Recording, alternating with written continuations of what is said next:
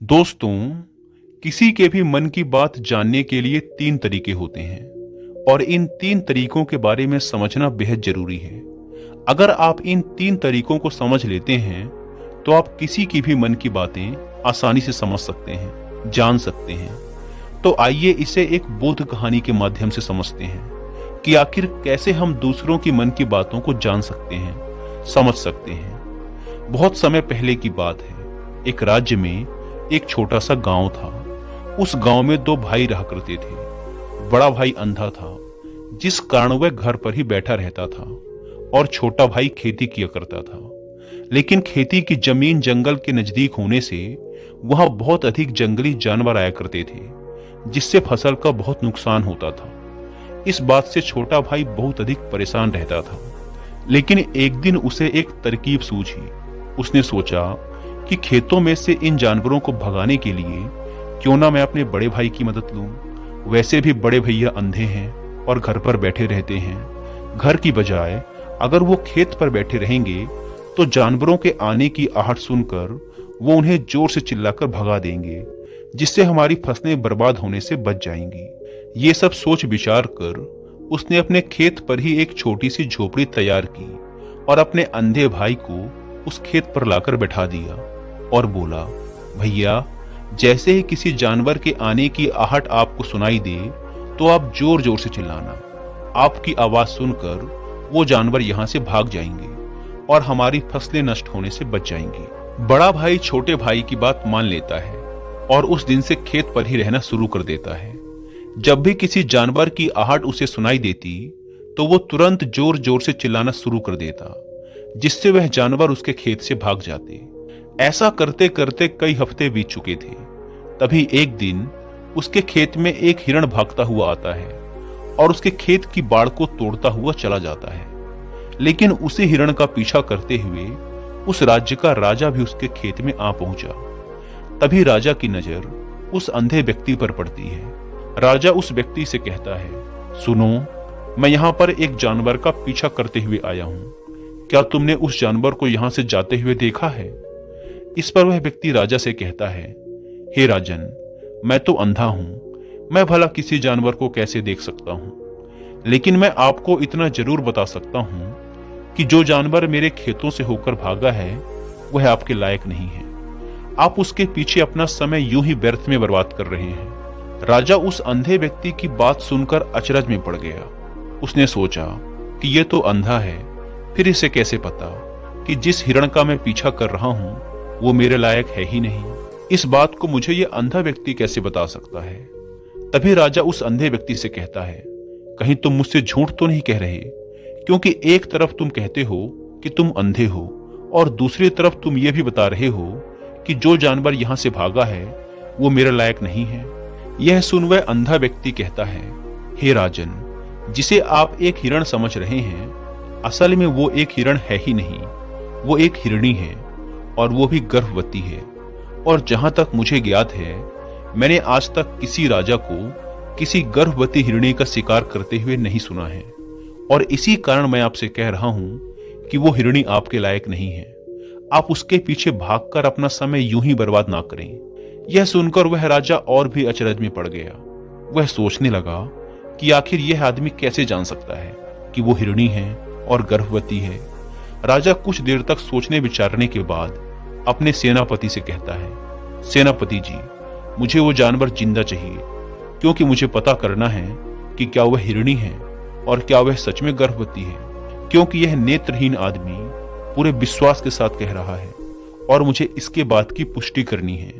यदि वह हिरणी है और गर्भवती है तो वह हमारे शिकार के लायक नहीं है, क्योंकि हम तो एक हिरण का पीछा कर रहे थे। इसीलिए जाओ और पता लगाओ कि क्या वह हिरणी है। सेनापति राजा की आज्ञा पाकर कुछ सैनिकों के साथ उस जानवर को खोजने निकल जाता है। और कुछ देर बाद जब वह लौटकर वापस आता है तो वह राजा से कहता है, हे राजन, इस अंधे व्यक्ति ने जो कुछ भी कहा है सब सत्य है। वह एक हिरणी ही है और वह भी गर्भवती है। यह सुनकर राजा आश्चर्यचकित रह गया। उसे समझ नहीं आ रहा था कि एक अंधा आदमी कैसे पता कर सकता है कि वह एक हिरणी है और तो और वो गर्भवती भी है। भला एक अंधा आदमी यह कैसे देख सकता है, कैसे जान सकता है, आखिर इसे यह बात कैसे पता चली? इसी तरह के और भी कई प्रश्न राजा के दिमाग में चलने लगे। अब राजा ने यह ठान लिया था कि मुझे इस बात की तह तक पहुंचना ही है कि यह अंधा व्यक्ति कैसे जान गया कि वह जानवर एक हिरणी ही है। यह सोच करके राजा उस अंधे व्यक्ति के पास जाता है और उससे कहता है, देखो, मैं यह तो नहीं जानता कि तुम सचमुच अंधे हो या नहीं, लेकिन मैं तुमसे एक बात जानने आया हूं कि क्या तुम मेरे प्रश्नों के सही सही उत्तर दोगे? यह सुन वह अंधा व्यक्ति कहता है, हे राजन, आप जो कुछ पूछना चाहते हैं पूछ सकते हैं। मैं आपके सभी प्रश्नों के बिल्कुल सच सच जवाब दूंगा। इस पर राजा कहता है, देखो, एक तरफ तो तुम कहते हो कि तुम अंधे हो और दूसरी तरफ तुमने बता दिया कि जिस जानवर का पीछा मैं कर रहा हूं वह एक हिरणी है, और तो और वह गर्भवती भी है। आखिर तुम्हें यह कैसे पता चला? तुम्हारे खेत में और भी तो जानवर आते होंगे, और भी तो जानवर यहां से गुजरते होंगे, फिर तुमने यह कैसे अंदाजा लगाया?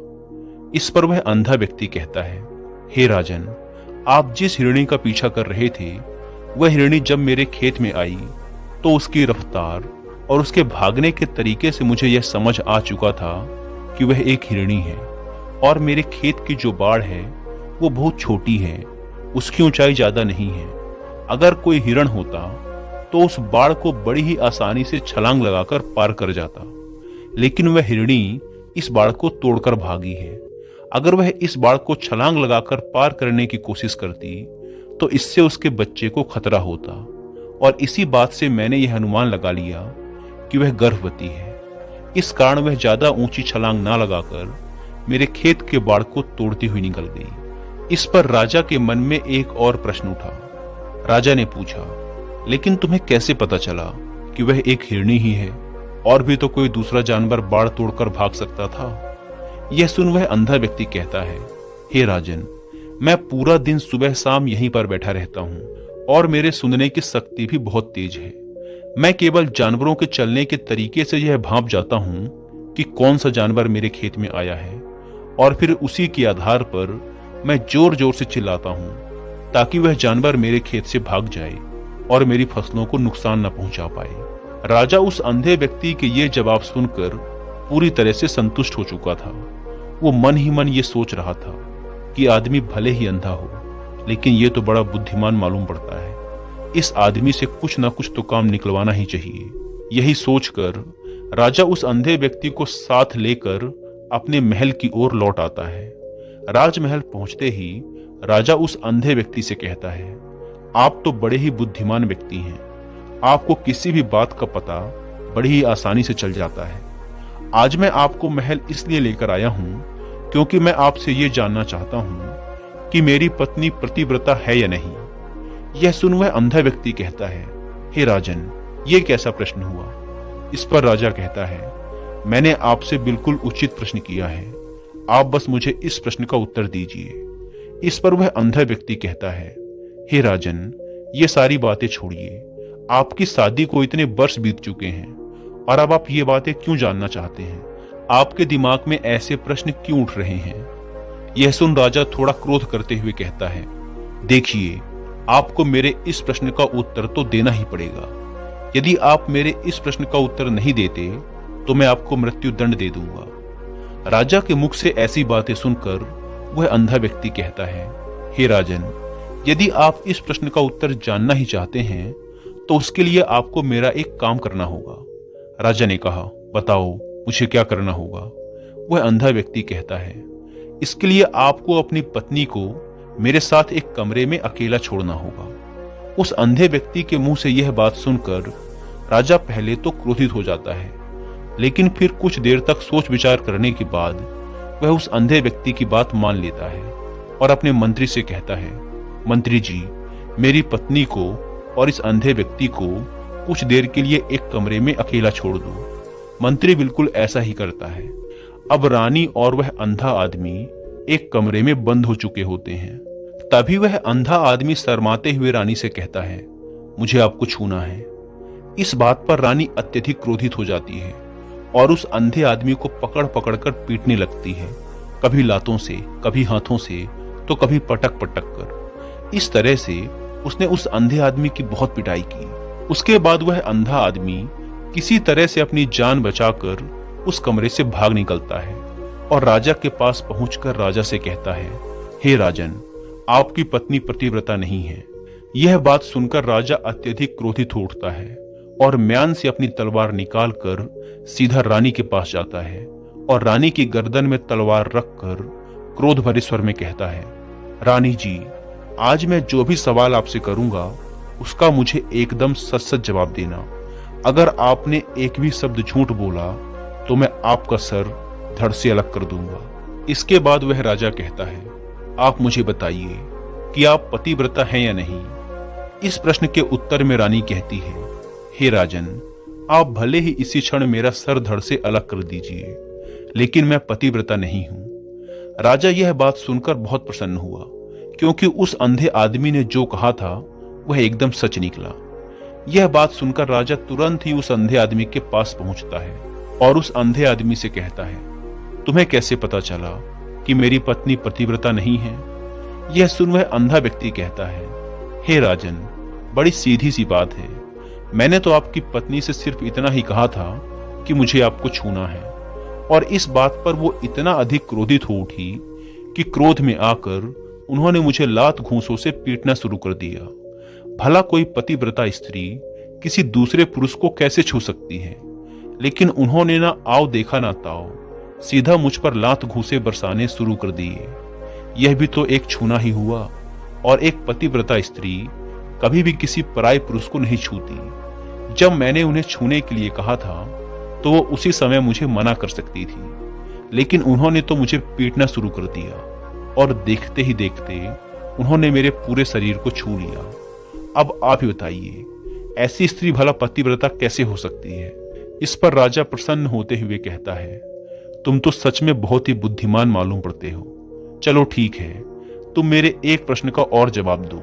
अगर तुमने मेरे इस प्रश्न का एकदम सही सही जवाब दे दिया तो मैं तुम्हें यहां से जाने दूंगा। इसके बाद राजा उस अंधे व्यक्ति से पूछता है कि तुम मुझे बताओ, क्या मैं सच में अपने पिताजी का ही बेटा हूं या फिर किसी और का? यह सुन वह अंधा व्यक्ति कहता है, हे राजन, इस बात से आपका क्या लेना देना? आप किसी की भी औलाद हो, आप हैं तो इस राज्य के राजा, इसीलिए इस प्रश्न को जाने दीजिए। लेकिन राजा जिद पर अड़ जाता है और कहता है, नहीं नहीं, मुझे इस प्रश्न का एकदम सटीक जवाब चाहिए, अन्यथा यह प्रश्न मुझे हमेशा परेशान करता रहेगा। इसीलिए मैं इसका सही जवाब जानना चाहता हूँ। यदि तुम इस प्रश्न का सही जवाब दे देते हो तो तुम यहाँ से जा सकते हो, फिर मैं तुम्हें नहीं रोकूंगा। इस पर वह अंधा आदमी कहता है, हे राजन, इसके लिए तो मुझे आपकी माँ के पास जाने की भी कोई जरूरत नहीं है। मैं आपको अभी बता सकता हूँ कि आप किसकी औलाद हैं, लेकिन उससे पहले मैं चाहता हूँ कि आप मुझे वचन दें कि आप मुझ पर क्रोध नहीं करेंगे। राजा ने कहा, मैं तुम्हें वचन देता हूं कि मैं तुम पर क्रोध नहीं करूंगा। इसके बाद वह अंधा आदमी राजा से कहता है, हे राजन, आप हैं तो अपने ही पिता की संतान, लेकिन आप पर एक कंजूस सेठ की छाया पड़ी हुई है। यह सुन राजा बहुत क्रोधित हो उठा और तुरंत तलवार निकालकर अपनी मां के पास जा पहुंचा। वह वहां पहुंचकर अपनी मां से कहता है, मां, आप मुझे सच सच बताइए, क्या मैं अपने ही पिता का पुत्र हूं या नहीं? यदि आपने मुझसे सच नहीं कहा तो मैं यहीं पर अपने प्राण त्याग दूंगा। मुझे बताओ सच क्या है? यह सुन राजा की मां कहती है, बेटा, है तो तू अपने ही पिता का पुत्र, लेकिन तुम पर एक कंजूस सेठ की छाया पड़ी हुई है। जब मैं एक बार नहाने के बाद अपना चेहरा आईने में देख रही थी, तभी उस कांच के पीछे मुझे एक कंजूस सेठ नजर आता है और उसी की छाया तुम पर पड़ चुकी है। यह सुन राजा बहुत खुश हो जाता है और वह तुरंत भागता हुआ उस अंधे आदमी के पास पहुंचता है और उस अंधे आदमी से कहता है, तुम्हें यह कैसे पता चला कि मुझ पर एक कंजूस सेठ की छाया पड़ी हुई है? यह सुन वह अंधा व्यक्ति कहता है, हे राजन, आपने मुझसे कई सारे सवाल पूछे जिनका मैंने आपको एकदम सटीक जवाब दिया है। यदि कोई और राजा होता तो इसके बदले अब तक मुझे ढेर सारे इनाम मिल चुके होते, लेकिन अब तक आपने एक फूटी कौड़ी तक नहीं दी है। इसी बात से मैंने अनुमान लगा लिया था कि आप बहुत कंजूस हो। यह बात सुनकर राजा जोर जोर से हंसने लगा और कहता है, तुम बुद्धिमान होने के साथ साथ चतुर भी हो। तुम मुझसे जो कुछ मांगोगे मैं तुम्हें जरूर दूंगा, लेकिन उससे पहले तुम मुझे ये बताओ कि तुम्हें कैसे पता चल जाता है कि कौन सी बात सही है और कौन सी गलत। तुम किसी भी प्रश्न का इतना सही और सटीक जवाब कैसे दे पाते हो? इस पर वह अंधा व्यक्ति कहता है, हे राजन, मैं तो वैसे भी अंधा हूं। यदि मेरी आंखें होती तो मैं किसी के भी मन की बात बड़ी आसानी से जान लेता। मन की एक भाषा होती है और यह भाषा मनुष्य के शरीर के व्यवहार के रूप में देखी जा सकती है। उसकी आंखों से, उसके होठों से, उसके काम करने के तरीके से, उसकी आवाज और उसकी क्रियाओं से यह पता किया जा सकता है कि उसके मन में क्या चल रहा है।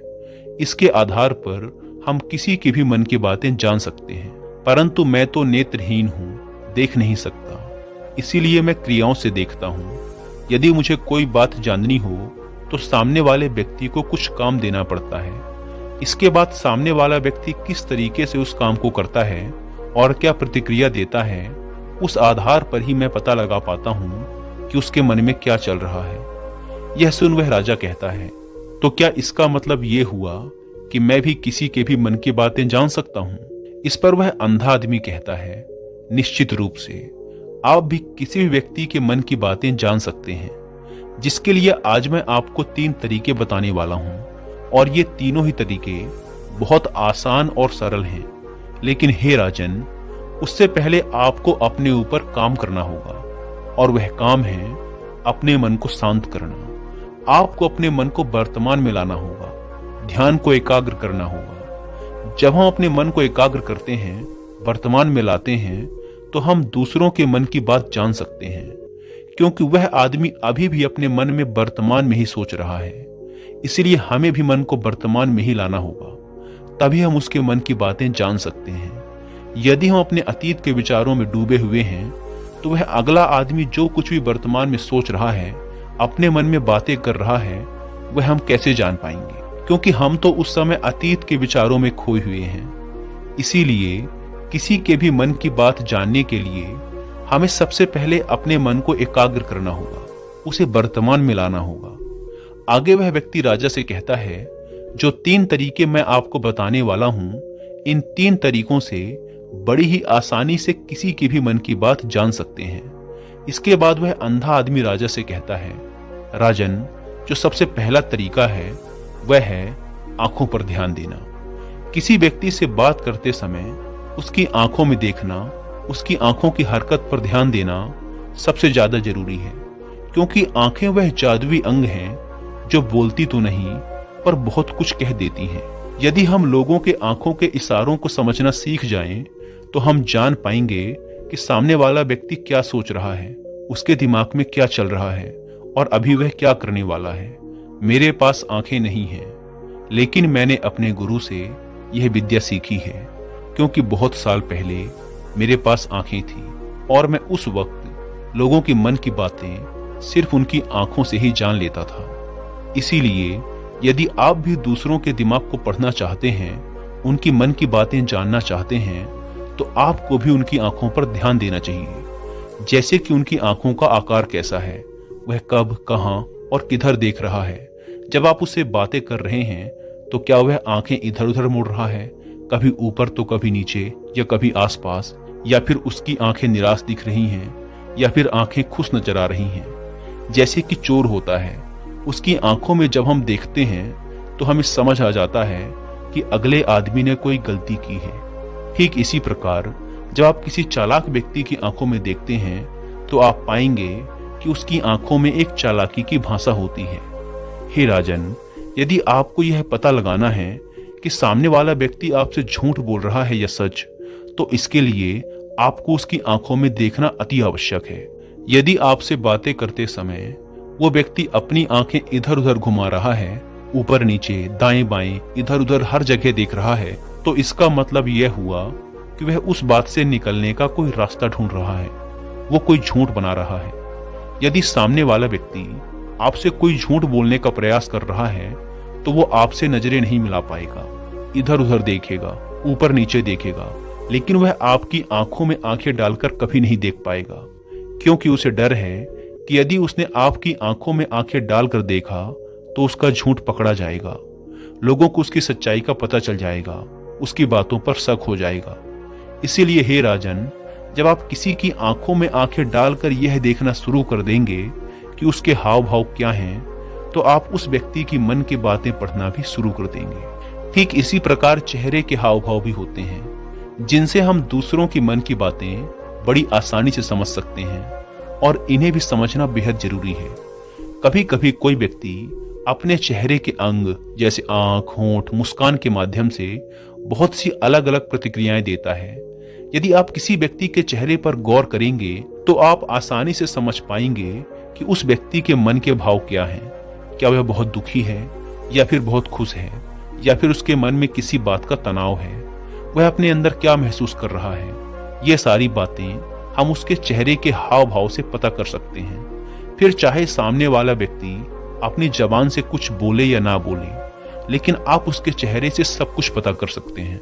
आगे वह व्यक्ति राजा से तीसरा तरीका बताते हुए कहता है, हे राजन, इसी प्रकार तीसरी भाषा भी है, और वह है हाथों के इशारे और शरीर का व्यवहार। मन की बात समझने के लिए हमें हाथों के इशारे और शरीर के व्यवहार को समझना बेहद जरूरी है। कोई इंसान जब बात करता है तो आपने देखा होगा कि वह अपने हाथों को हिलाता रहता है, अपने हाथों से इशारा करता रहता है।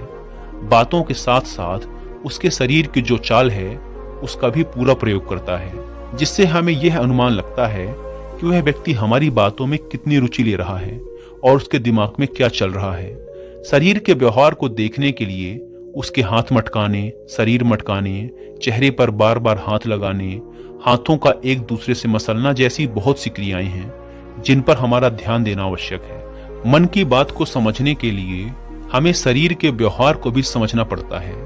यदि हम सही से ध्यान देकर इन तीन चीजों को अच्छे से समझ लेते हैं तो हम बहुत जल्दी किसी के भी मन की बातें बड़ी आसानी और सरलता से जान सकते हैं। इसीलिए हे राजन, यदि आपको किसी की मन की बातें जाननी है तो आपको उसकी आंखों पर, उसके चेहरे पर, उसके शरीर के हाव भाव पर और उसके हाथों को ध्यानपूर्वक देखना और उनकी भाषा को समझना होगा, जिससे आप यह समझ पाएंगे कि आखिर उसके मन में क्या चल रहा है और वह क्या सोच रहा है। लेकिन उससे पहले आपको अपने मन को एकाग्र करना होगा, शांत करना होगा और अपने ध्यान को वर्तमान में लाना होगा। तभी आप सामने वाले की इन सभी क्रियाओं पर ध्यान दे पाएंगे, उन्हें समझ पाएंगे। अन्यथा आप यदि अतीत की घटनाओं में व्यस्त हैं, भविष्य की कल्पनाओं में व्यस्त हैं, तो आप उस व्यक्ति के हाव भाव पर कभी ध्यान ही नहीं दे पाएंगे और ना ही आप ये कभी जान पाएंगे कि उस व्यक्ति के मन में क्या चल रहा है, वो क्या सोच रहा है। आपने देखा होगा कि ऐसे कई बड़े संत महात्मा हैं जो बड़ी ही शांति और ध्यान से हमें देखते हैं और सिर्फ देखकर ही ये बता देते हैं कि हमारे मन में क्या चल रहा है, हम उनसे क्या जानने आए हैं। और इसका सबसे बड़ा कारण ये है कि वो लोगों के दिमाग को पढ़ सकते हैं, उनके मनोभावों को समझ सकते हैं, क्योंकि उनका मन एकाग्र है, शांत है, और यही कारण है कि वो लोगों के मन की बातें बड़ी सरलता से समझ जाते हैं। उस अंधे व्यक्ति की ये बातें सुनकर राजा बहुत अधिक प्रभावित हुआ। उसने उसे ढेर सारे पुरस्कार दिए और ससम्मान उसे महल से विदा कर दिया। दोस्तों, उम्मीद है कि आपको इस कहानी से बहुत कुछ सीखने को मिला होगा, और अगर आपको वीडियो पसंद आई तो वीडियो को लाइक और चैनल को सब्सक्राइब जरूर करें। धन्यवाद।